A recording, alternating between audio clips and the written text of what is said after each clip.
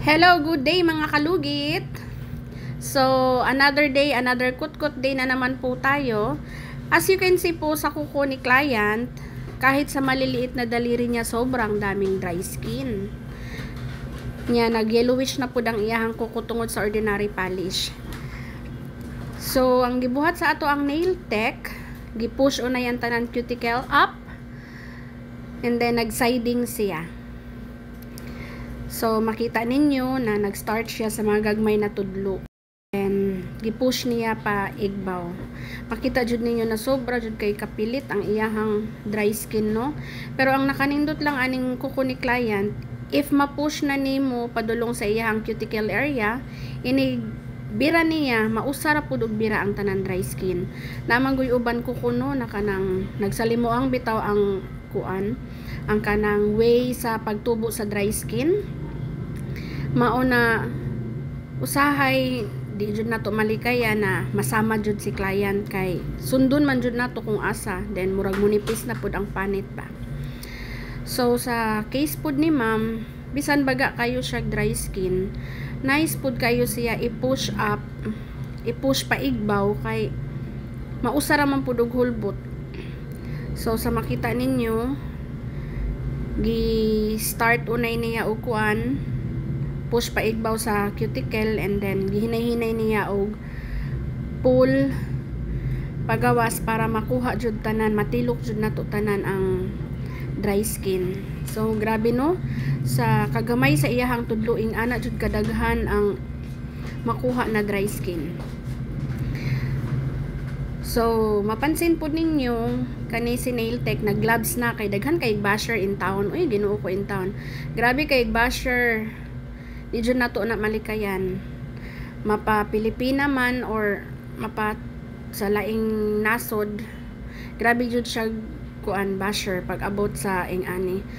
Pero di okay naman pod kay at least ba maka-learn ta sa atong mga pagkuwang kunuhay kay lain-lain man gud sad ta og kanang way sa paglimpyo. Pero kami gibuhat jud namo ang tanan para ma-satisfied jud nato ang client, no. Then ayaw mo kabalaka kay kaning mga gamit sa ato ang nail tech diri sa Glowgals is gi-sterilize mo pud na nila before sila mo proceed sa client. So sa ikatulong tudlo na ta, same ra gihapon, makita ninyo grabe jud kayo og dry skin, no.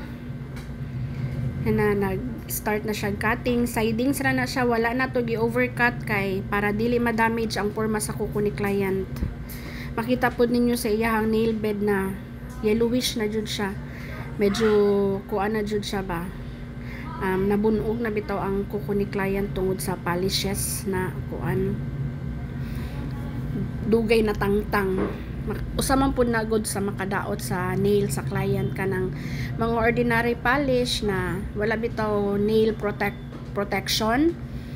So nya dugay ninyo tangtangon, tendency jud ana after tangtang jud sa nail polish mao na mo yellowish jud ang kuko.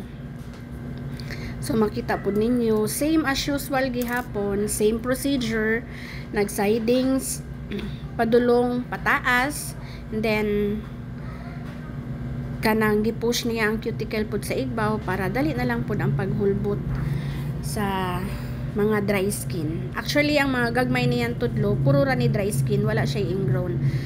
Makita nato diri sa pinaka sa thumb niya, sa pinakadako na tudlo maybe naa siya dako na ingrown and super daghan na dry skin.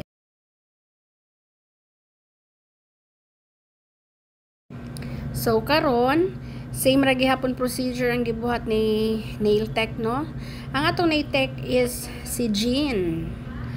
Siyang ang nail tech ana na pagkuan. Usapod siya sa Miss Kalugit diri sa ako ang clinic. So kana manotice pud ninyo kani grabe na jud kabaga ang iyahang dry skin, no.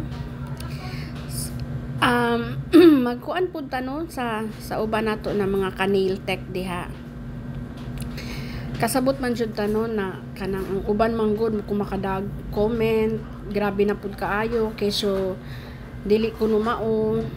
So sa ako lang pud, no, kada nail tech lahi-lahi man gud tag style or pamaagi sa paglimpyo sa kuko. Mudawat man mig comment, pero dili lang po nang grabe pud kayo mo bash uy. As in grabe jud kayo katong last video namo napuno jud mi sa mga basher uy, as in. Pero makatawa naman lang pud sad mi sa uban. That's all for today's video. Bye!